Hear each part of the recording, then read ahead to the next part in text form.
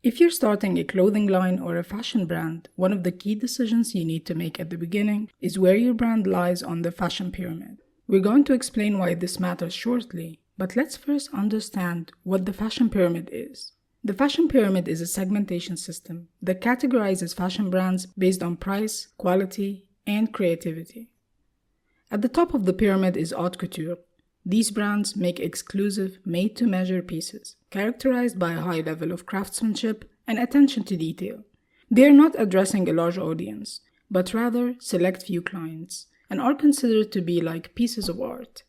Brands that want to belong to this segment need to meet certain criteria to be official members. These criteria include having an atelier in Paris with minimum 15 full-time employees, having at least 20 full-time technical employees at one of their workshops, creating made-to-order clothing items for private clients, and presenting minimum 50 day and evening designs every fashion season. Examples of fashion houses that are official haute couture members include Chanel, Christian Dior, and Givenchy. You can always check out the official website of the association for the latest list. Some designers meet the criteria, but they don't have an atelier in Paris. These designers are considered to be corresponding members and are added to a separate list on the official website. The next level on the fashion pyramid is the ready-to-wear. To understand where this term comes from, let's first go back to the beginnings of the fashion industry. In the early days of the fashion industry, all clothes were made to measure, where you had to go to a tailor, choose a design and the fabrics, and then they take your measurements and make the items specially for you.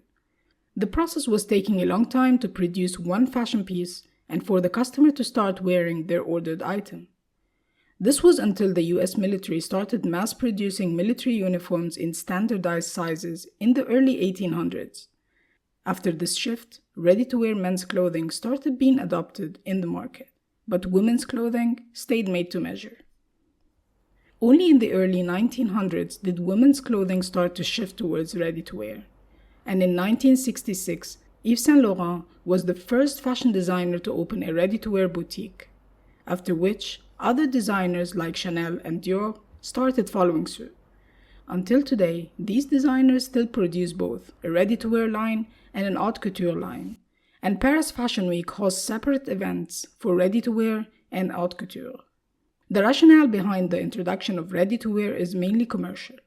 Fashion pieces produced in standardized sizes using mass production, although still in small production runs, can now be produced faster and sold to more people, who are able to buy and wear the items the same day. It was meant to be a way to make haute couture more accessible to more people. Such a move increases sales as well as margins due to economies of scale. However, this does not mean very low prices, as ready-to-wear as a fashion level comes high on the fashion pyramid due to the luxury branding and high quality of these collections. While these items are standardized and mass-produced, they are still being produced in smaller quantities to maintain the aspect of scarcity associated with luxury fashion brands. This is different from the mass market level at the very bottom of the fashion pyramid, which also mass-produces fashion pieces but in much larger quantities and is offered at much lower prices. Often, these mass-market fashion retailers use the ready-to-wear fashion shows as a guide and inspiration to the lines they mass-produce and push to their stores. Examples of mass-market fashion retailers include Zara, H&M, and Uniqlo. Now, in between the value brands at the bottom of the pyramid and the luxury brands at the top, come the bridge and diffusion levels. Bridge brands, as the name suggests, intend to bridge the gap between high-end and mass market. They address people who are ready to pay up for the right level of quality. Examples of these brands include Coach and Diesel. Diffusion brands are inspired by ready-to-wear, but intend to appeal to a much wider audience at lower price points, although the prices are still at a high level. They are more casual pieces and have a younger target demographic. Diffusion brands are distributed through different retail and wholesale channels, with the intention of reaching more customers. Examples of these brands include DKNY and Marc by Marc Jacobs. It's important for anyone starting a clothing line or buying and pricing for fashion brands to know where the brand they are working on lies on the fashion pyramid. This is because a lot of activities done for the brand, such as marketing communication and pricing, need to align with such segmentation. For example, pricing a fashion item will need to reflect the segmentation level and the brand positioning, where brands at the top of the pyramid can apply a prestige pricing strategy, for example, while brands in the mass market segment will choose another pricing strategy that is more competitive and is value-driven. It also affects other aspects such as store design, visual merchandising, markdown and discounting strategy, and customer service.